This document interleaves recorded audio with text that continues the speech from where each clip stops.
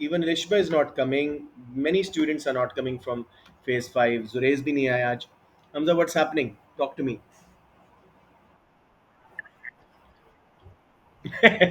चले आप आते रहे. और दूसरे नंबर पे आप लोगों की कल ऑफिशियल क्लास भी आपको पता लगा होगा.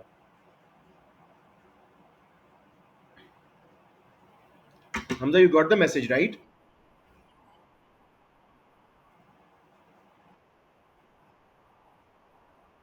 हाँ है. I understand. कोई मसला नहीं है. जो लिखा होगा 10 to 12 वो लिखी हुई थी. तो एंड पे आ जाइएगा, कोई मसला नहीं. आप तो वैसे भी बहुत अच्छे बच्चे हो. आई am not worried about your results. या चलिए लेट्स स्टार्ट नाउ जी. हम्म. कल मैंने आपके कोशिश करूंगा कि दोनों या कम से कम P1 और P3 का आधा जो है ना रिव्यू दे दूं आप लोगों को. आपके तो मोस्टली ठीक ही थे ना. I know. मुझे टेंशन है ना बेटे, आपके बच्चे कितना बुरा फॉर्म किए उन्होंने, आपको आइडिया नहीं है. ठीक है. सो रिव्यू पहले दिया जाता है. ये ऑफिशियल क्लासेस में पहले रिव्यू दिया जाता है. P4 P3 भी करेंगे, उसके बाद जो है हम जाके P2 भी. उसके बाद जो है नेक्स्ट वीक में हम आ जाएंगे पास पेपर्स पे उधर भी. चले लेट्स स्टार्ट नाउ जी. I am not. जी मेरे बेटा.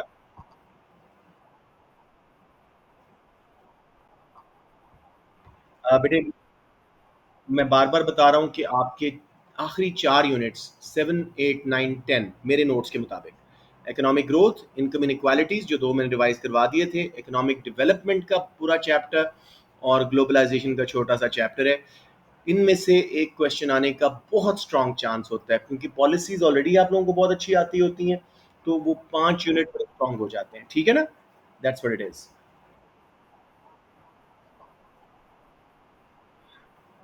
देखो, इसको अनइम्पोर्टेंट नहीं कहा जा सकता, लेकिन आई पर्सनली थिंक जो उसका ट्रेंड चल रहा है lately, it's from economic development, economic growth.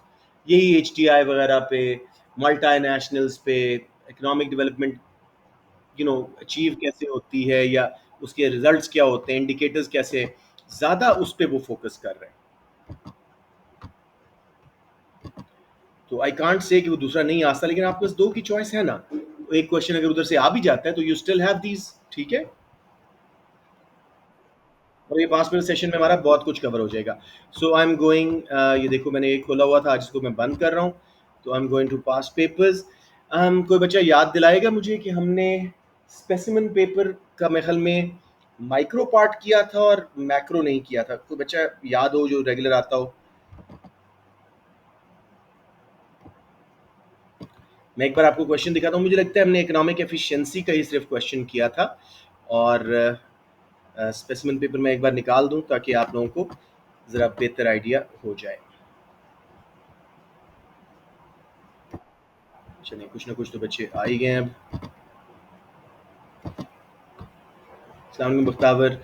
सब बच्चों को हैप्पी बिलेटेड ईद. ठीक है. I forgot to say it in the class. तो I hope you doing very well, enjoyed yourself and are refresh to work again. जी बच्चों, ये तो मैंने लगता है मार्क्स स्कीम खोल दी है. Yes. Let me open the paper. Specimen paper. ये हमारे लेटेस्ट सिलेबस के मुताबिक उन्होंने ये दिया था लास्ट ईयर. जी बच्चे, सॉरी किसी ने कुछ पूछना है.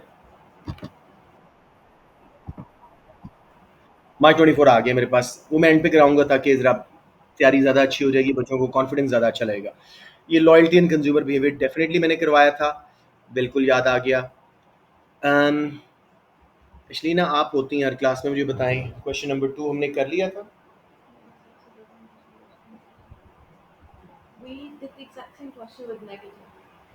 अच्छा, तो आपके ख्याल में ये क्वेश्चन हमने नहीं किया था.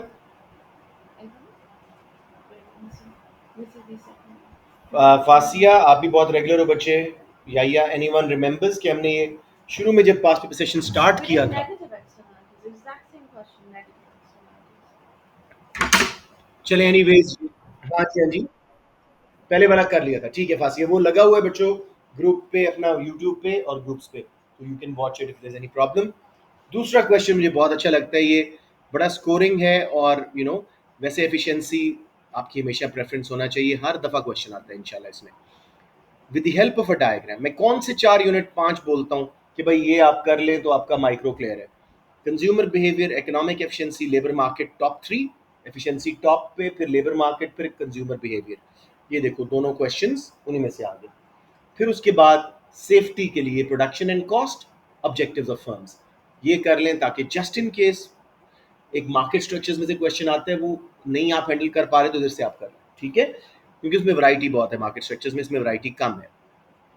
With the help of a diagram, assess whether imperfect labor markets will always lead to lower wages and higher unemployment. अब ये क्वेश्चन बहुत स्ट्रेट फॉरवर्ड है, लेकिन इसके बहुत सारे एंगल्स हैं, तो हमें ज़रा तसल्ली से इसको समझना है। पहले मैं एक ब्रीफ सा ओवरव्यू दे रहा हूँ, फिर आपको मार्क स्कीम दिखा के इसको पूरा सोल्यूशन की हम बात करते हैं। वैसे मैंने आपको सर कामरान मलिक के सोल्यूशंस भेजे हुए हैं, उसमें ये पूरा आंसर बहुत अच्छा लिखा हुआ उन्होंने, तो वहाँ से आप लोग आज रात को ये तैयार करो, आपका ऑलमोस्ट लेबर मार्केट पूरा रिवाइज हो जाता है। That's the beauty of these past papers कि एक एक क्वेश्चन 20 मार्क का है, हाफ और more than half a chapter revise हो जाता है एक क्वेश्चन के थ्रू। लेट्स सी जी, उसने कहा जी एक डायग्राम कम से कम जरूर बनाना है, तो हम इसमें कोई 6-7 बनाएंगे। Assess whether imperfect labour markets will always lead to lower wages and higher unemployment.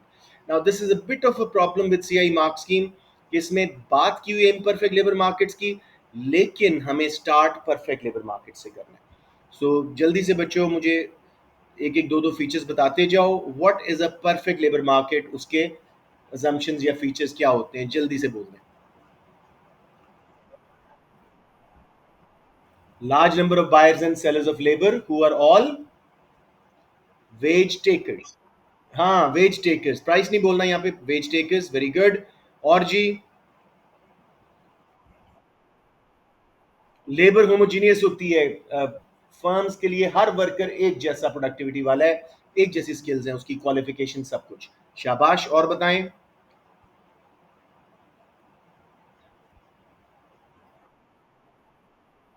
हाँ लेकिन आपने यहाँ पे ये बोला तो वो परफेक्ट प्रोडक्ट मार्केट बन जाएगी। आपने बोलना है labour is free to enter and exit, means geographical and occupational mobility. ठीक हो गया या शाबाश, आपने रिवाइज किया हुआ है ये। एनीथिंग एल्स जी, 5 फीचर्स बताए थे आप लोगों को, दो और बता दें। कितने वर्कर्स हायर करते हैं जहां पे प्रॉफिट मैक्सिमाइज हो रहा होता है, यानी MCL is equal to MRP of labour.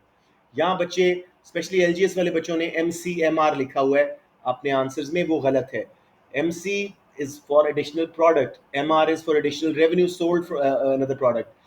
MCL MRP, ठीक है, marginal revenue productivity, marginal cost of labour इकट्ठे करके।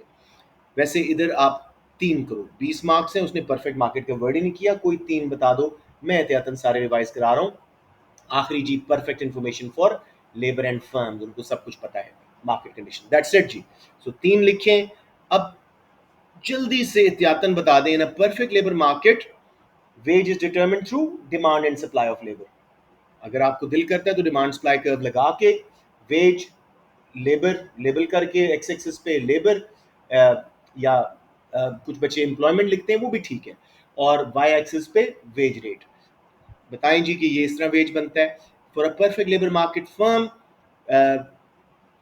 Labour is hired according to MRP MCL theory. तो MRP को थोड़ा सा इंट्रोड्यूस कराएंगे। MRP is the product of MR into MPP, marginal physical product को मार्जिनल रेवेन्यू मल्टीप्लाई करके वो डिमांड कर्व फॉर लेबर बन जाता है, जबकि सप्लाई कर्व फर्म्स का परफेक्टली इलास्टिक होता है। अगर किसी को याद नहीं है तो मैं एक बार जल्दी से ड्रॉ कर देता हूँ। अनफॉर्चुनेटली सलीना, थोड़ा सा हमेशा इन क्वेश्चंस का स्टार्ट परफेक्शन से करना पड़ता है, may be not in this much detail, I am also taking the advantage of revision ना, so my main idea is revising as well. हाँ बना दो तो बेहतर है। इधर जी इंडस्ट्री, एक ही ग्राफ बनाए, दोनों इकट्ठे हो जाएंगे। वेज लेबर इक्विलिब्रियम, ये वेज सेट हुई इंडस्ट्री में थ्रू डिमांड एंड सप्लाई, और इतने वर्कर्स हायर हो गए। इसी को एक्सट्रैपोलेट करें और फर्म्स का, इंडिविजुअल फर्म्स का सेम स्केल पे बनाइएगा। सप्लाई कर्व बन गया जो एवरेज कॉस्ट ऑफ लेबर भी है और मार्जिनल कॉस्ट ऑफ लेबर भी। फिर MRP लगाएं जो कि डिमांड कर्व फॉर लेबर है, ये इक्विलिब्रियम बना, इतने वर्कर फर्म हायर कर रही है, उससे पहले प्रॉफिट हो रहा है और बाद में लॉस हो रहा है। समझ आ गया बच्चे, ये ग्राफ मैं कह रहा था। अब बच्चे वापस आते हैं, अब हम जाते हैं मेन क्वेश्चन की तरफ। उप्स उप्स उप्स उप्स। अब हम जाते हैं जी मेन क्वेश्चन की तरफ। क्या कह रहे हैं जी? assess whether imperfect labor markets will always lead to lower wages and higher unemployment। तो हमारे पास imperfections कौन कौन सी हैं? मुझे सिर्फ नाम सुनने हैं अभी आप लोगों से। what are the imperfections of labor market? शाबाश याया, मोनोप्सनी। और जी? ट्रेड यूनियंस भी थी। गवर्नमेंट की मिनिमम वेज भी एक इंटरवेंशन, एक इम्परफेक्शन है। डिस्क्रिमिनेशन भी एक इम्परफेक्शन है, लेकिन हमें तीन ही बहुत। Trade unions, government intervention, monopsony। So let's start with monopsony। Introduce कराएं। What is a monopsony? It is when one single buyer of labor dominates the demand for labor in a particular market or in a particular skill। ठीक है। उसके features बता दीजिएगा। They are wage setters, price नहीं यहाँ बोलना, they are wage setters, hire workers where MCL is equal to ACL, MCL is equal to sorry MRP to maximise profit. Supply curve is average cost of labour and there is a divergence between average cost of labour and marginal cost of labour. ठीक हो गया। ये करने के बाद जी बेटे, sorry,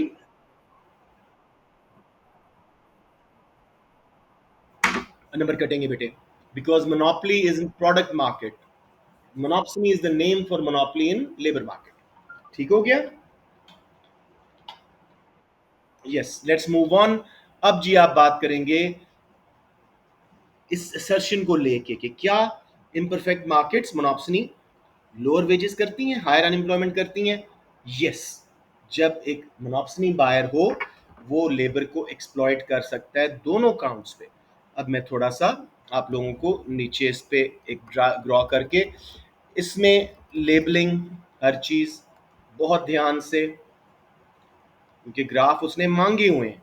सो wage rate, labour, simply zero से start करके सप्लाई कर्व लगाएं एसीएल, और फिर एमसीएल थोड़ा सा ऊपर लगा दें, फिर लगा दें जी चाहे स्ट्रेट लाइन चाहे थोड़ा सा बेंडिंग एमआरपी, जो कि डिमांड कर्व फॉर लेबर होता है। अब ये मैक्सिमाइजिंग प्रॉफिट के लिए इक्विलिब्रियम मोनोप्सनी कहाँ ले रही है? एमसीएल एमआरपी पे, और इतने वर्कर हायर कर रहे हैं। ठीक है। अब इन्हें वेज देनी चाहिए थी डब्ल्यू स्टार अपने इक्विलिब्रियम के मुताबिक, लेकिन कहां दे रहे हैं वेज? सिर्फ नंबर ऑफ वर्कर्स पूरे कर रहे हैं। एलएम से ऊपर जाएं, जहां सप्लाई कर्व आए ए पॉइंट, इसके हिसाब से सिर्फ इतनी वेज दे रही है। तो एक्सप्लॉइट कर रहे हैं। इसकी एक्सप्लॉइटेशन दिखाने के लिए हम परफेक्ट मार्केट से कंपेयर करेंगे, जहां डिमांड और सप्लाई के थ्रू इक्विलिब्रियम कंपेटिटिव मार्केट्स में, परफेक्ट लेबर मार्केट में होता है। ये वेज होती, ये नंबर ऑफ वर्कर्स हायर होते, दोनों काउंट्स पे एक्सप्लॉइटेशन कर रही है मोनोप्सनी। तो यस, यहाँ पे स्टेटमेंट ठीक है कि इन मोनोप्सनी markets not only do they charge give lower wages, but also hire less workers, so they cause unemployment and give lower wages। ये हमारा पहला सेक्शन क्लियर। बच्चे किसी को इस ग्राफ में, इसके एक्सप्लेनेशन में, किसी चीज में प्रॉब्लम?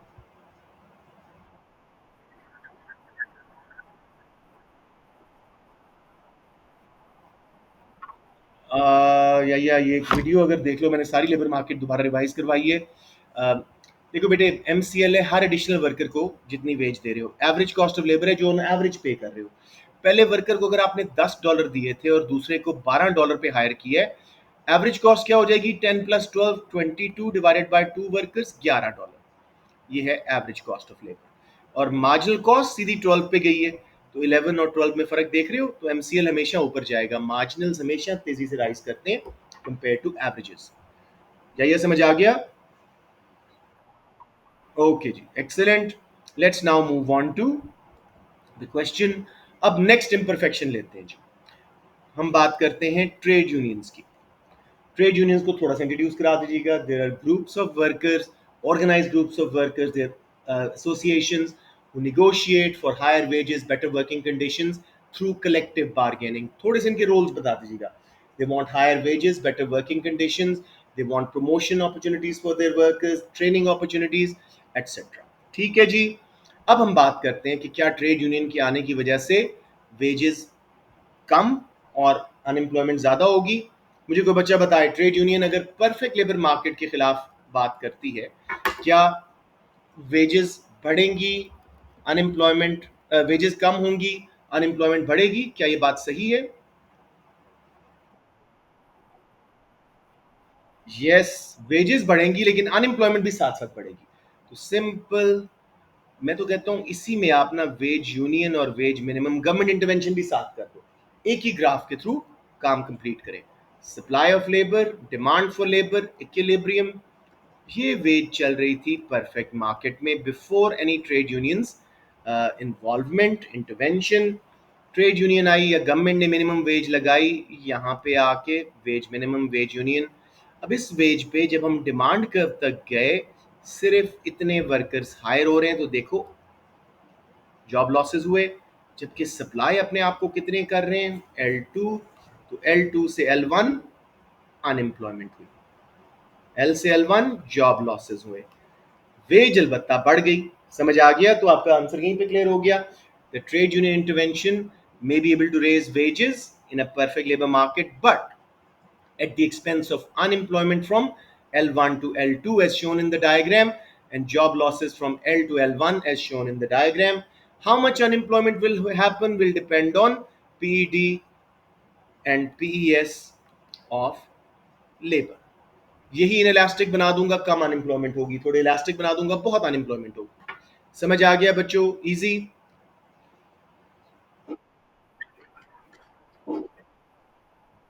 ओ अच्छा, पीईएस इलास्टिक और इनलास्टिक, जितना स्किल्ड वर्कर होगा उतनी इनलास्टिक होती जाएगी, जितना अनस्किल्ड होंगे मार्केट में रिक्वायर्ड उतने इलास्टिक होते जाएंगे।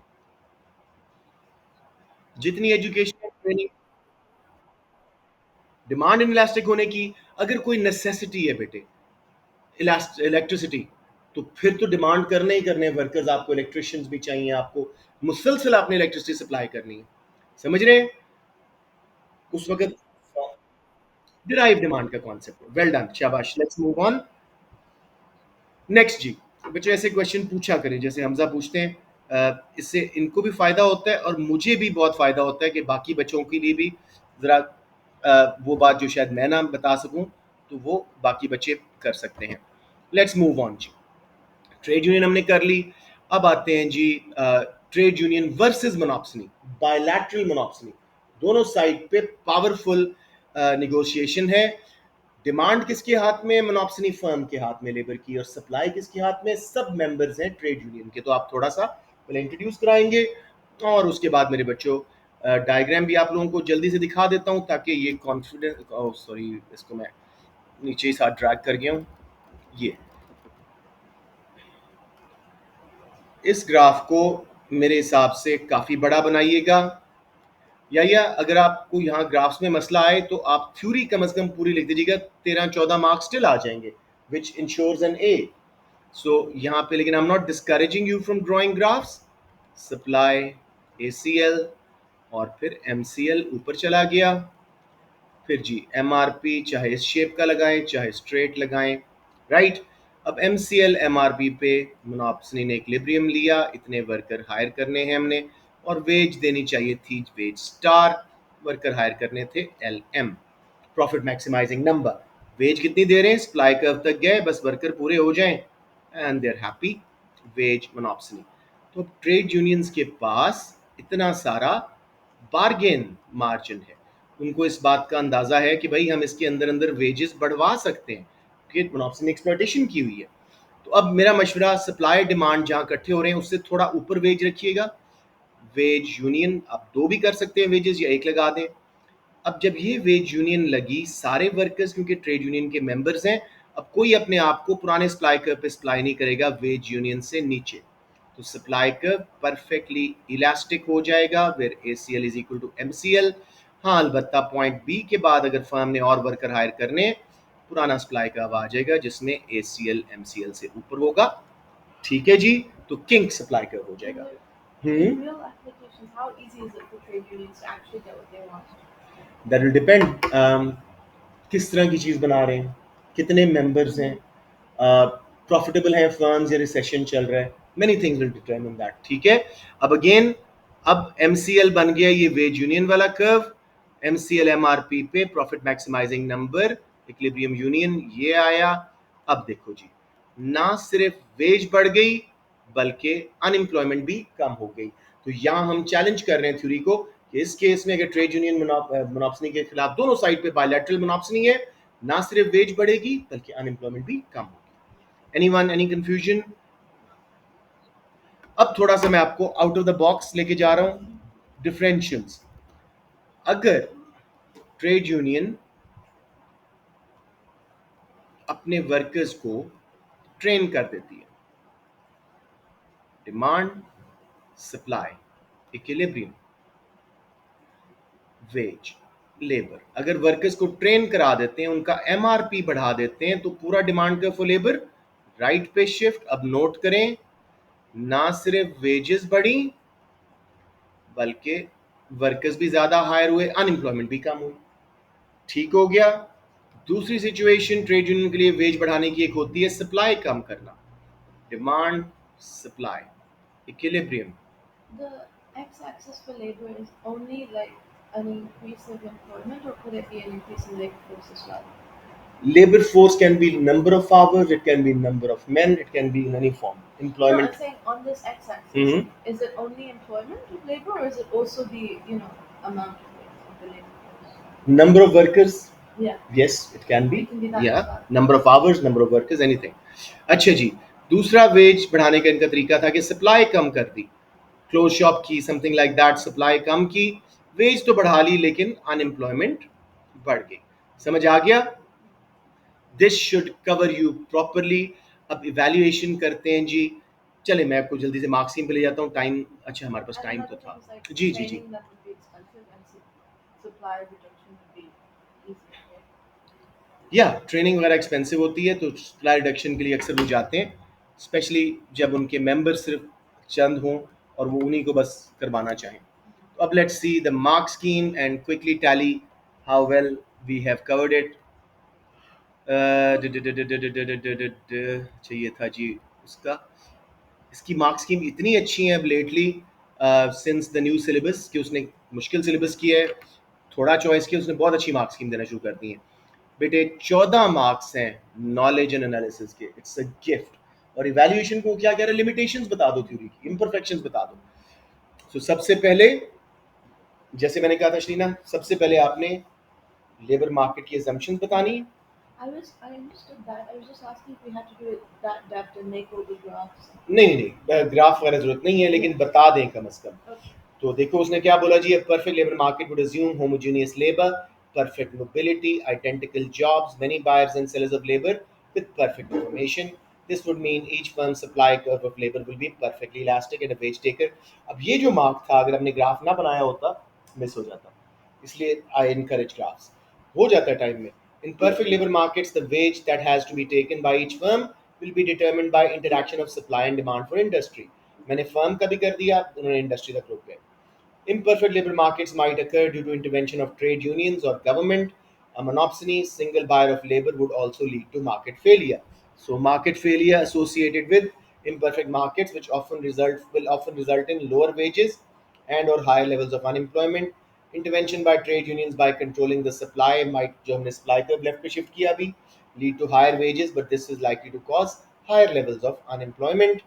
A diagram that illustrates supply and demand for labor showing a decrease in supply will illustrate the potential outcome. समझ आ रहा है बच्चों? Next G, a government might impose a minimum wage above the market equilibrium wage, which would also result in higher wages, but would be accompanied by higher levels of unemployment.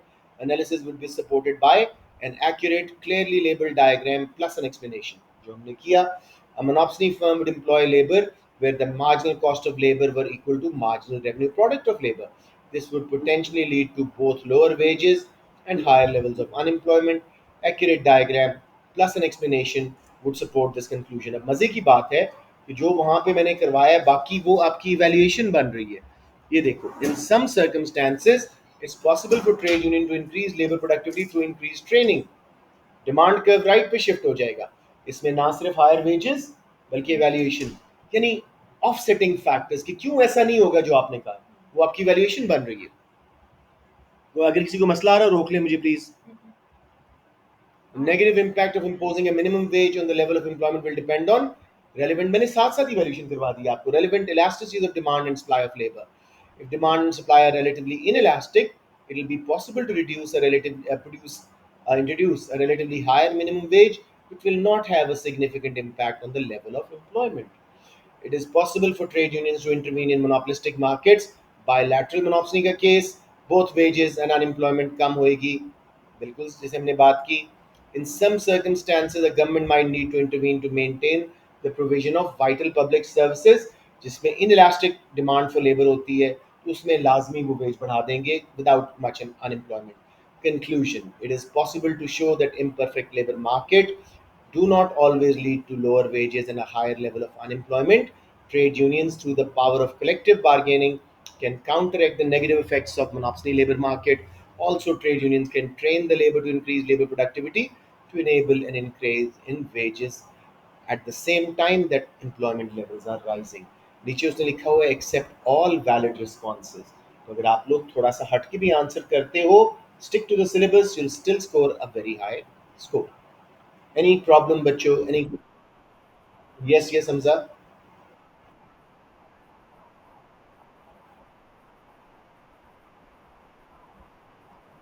बेटे मैं आपको सही बताऊं, अच्छा आंसर वही होता है जो साथ साथ कर देता है. क्योंकि A2 में ना, A2 में ना, मैं आपको सही बताऊं, waiting for evaluation till the end can actually frustrate the examiner, कि यार ये बात ही नहीं कर रहा, और आपको भी भूल जाएगा कि मैंने कहाँ कहाँ क्या इवैल्यूएशन पॉइंट मिस किया साथ साथ. और इसमें मैं आपको एक टिप बताता हूँ, ये मुझे एक बड़े सीनियर टीचर ने बोला था. However, the limiting factor to evaluate, the limiting factor would be this. उसको वर्ड इवैल्यूएशन बोल दो, ताकि अगर वो अंधों की तरह चेक कर रहा है इवैल्यूएशन के वर्ड पे, उसको एकदम से होश आए, वो उसको मार्क करे. साउंड्स रिडिकुलस कि आई एम सेइंग कि ये मेरी इवैल्यूएशन है, बट से it. Right ji? Ji,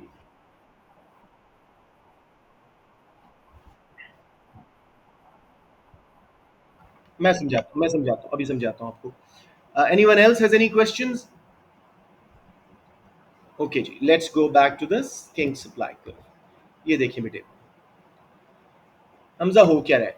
veg union set की है ट्रेड यूनियन ने, इससे नीचे अब कोई वर्कर नहीं आएगा, तो ये सप्लाई कर्व आपका रिडंडेंट हो गया, कोई अपने आप को सप्लाई नहीं कर रहा. समझ आ गई? Straight line supply curve, ACL MCL.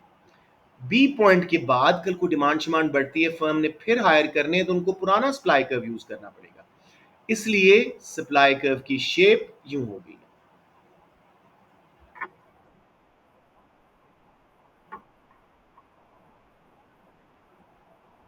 ना ना ना, देखो ना, इतने वर्कर आ रहे हैं सप्लाई कर्व पे, इससे ऊपर नहीं आ रहे. तो अगर फर्म को और वर्कर चाहिए, डिमांड शिमांड बढ़ी है, तो उनको पुराना सप्लाई कर्व पे लेना पड़ेगा ना. Got it?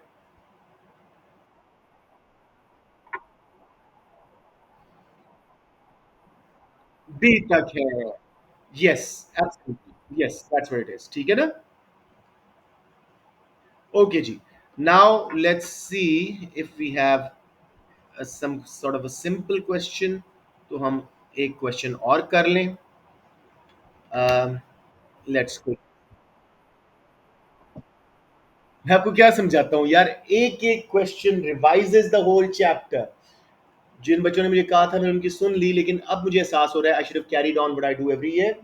Revision is the past papers is the best way of revising.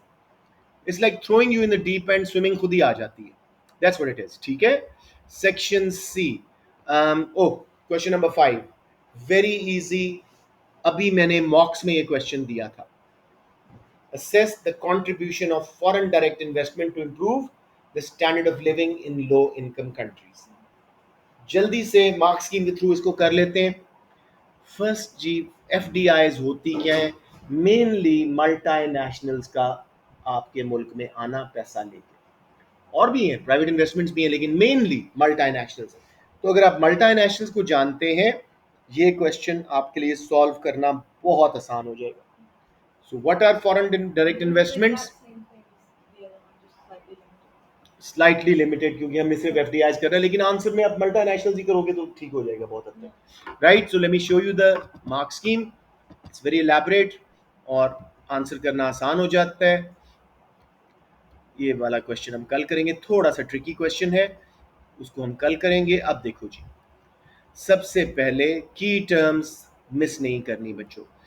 एफडीआईज, foreign direct investment, standard of living दूसरी, लो इनकम कंट्रीज तीसरी। जल्दी से करते हैं जी, फॉरेन डायरेक्ट इन्वेस्टमेंट क्या होती हैं, कौन बच्चा एक्सप्लेन करेगा?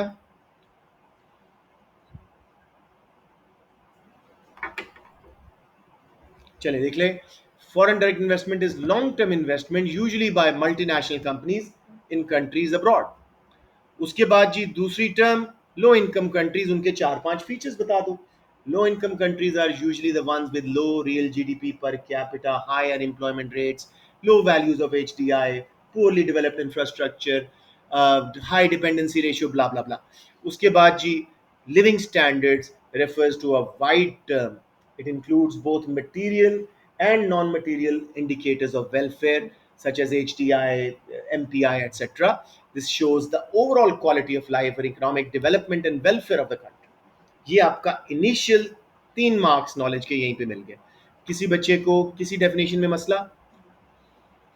तो सबसे पहले जी, एफ के आने का फायदा, आके यहाँ पे मशीनरी लगाएंगे, फैक्ट्रीज बनाएंगे, एसेट्स बनाएंगे, उनके आने से हाई इनकम कंट्रीज से पैसा लो इनकम कंट्रीज में आ रहा है, तो उससे हमारा फाइनेंशियल अकाउंट, ये वहां रिकॉर्ड होता है ना, एफडीआई फाइनेंशियल अकाउंट क्रेडिट होगा, सरप्लस में जा सकता है। Everyone clear on that? फिर जी आप, अच्छा उसने यहाँ डिफिनेशन दी हुई है, की characteristics of low income country, वही जो बोले अभी आपको, लो लिविंग स्टैंडर्ड भी बता दिया। अच्छा जी, अब improvement in living standard is very closely linked with an improvement in economic performance. An improvement in economic performance is measured by increases in GDP per capita and changes in productivity which enable changes in GDP to be achieved. मैं यहाँ पे आपको मशवरा दूंगा, F के आने से aggregate demand बढ़ती है।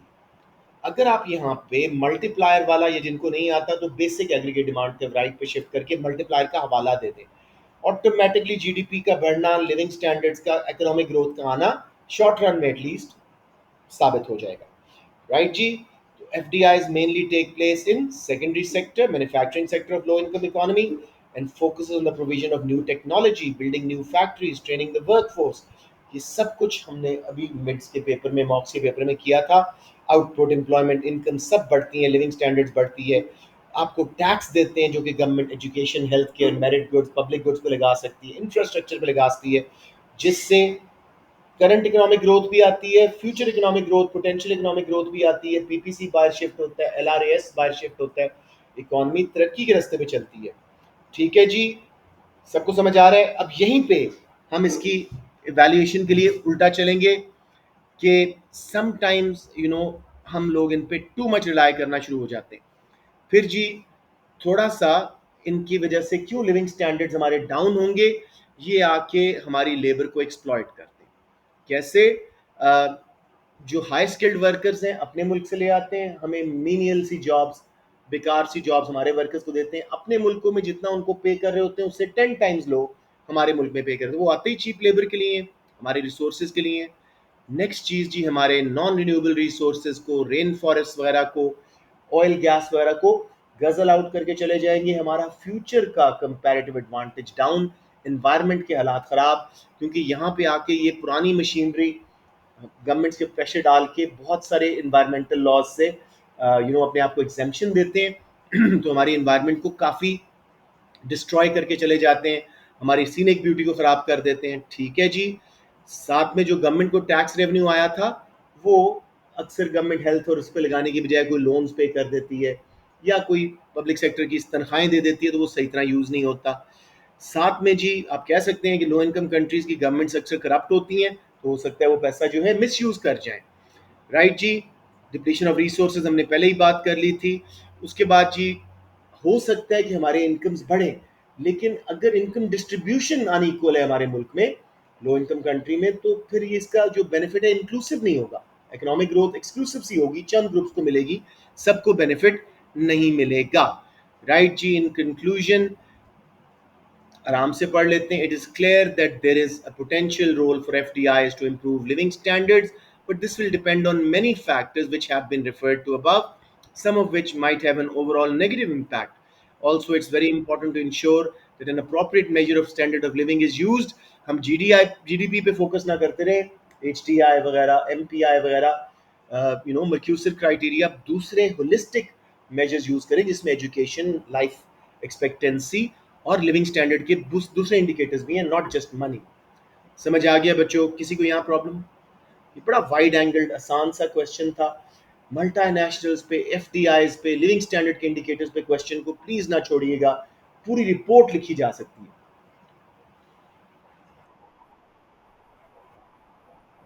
कैसे कैसे बोले?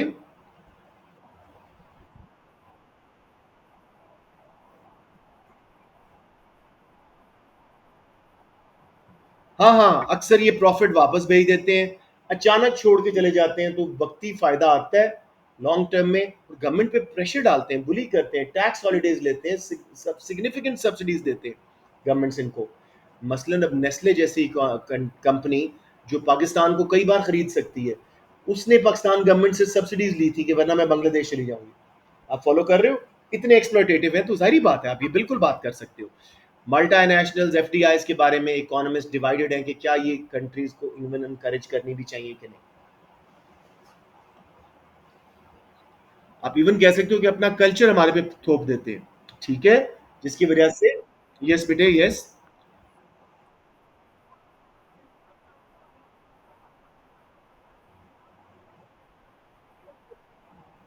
Sorry, come again, I didn't here you properly.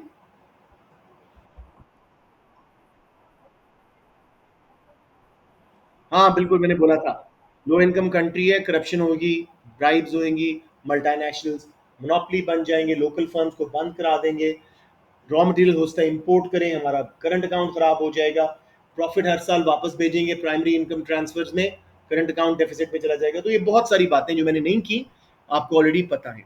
Everyone clear on this ji?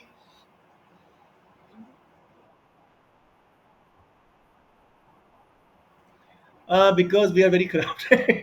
No, yes, I think so. Uh, he's saying why his favorite point is corruption. Because I think that's what we've been born with, Hamza, the way we see it. अब मैं recording बंद कर लूँ ठीक है. तो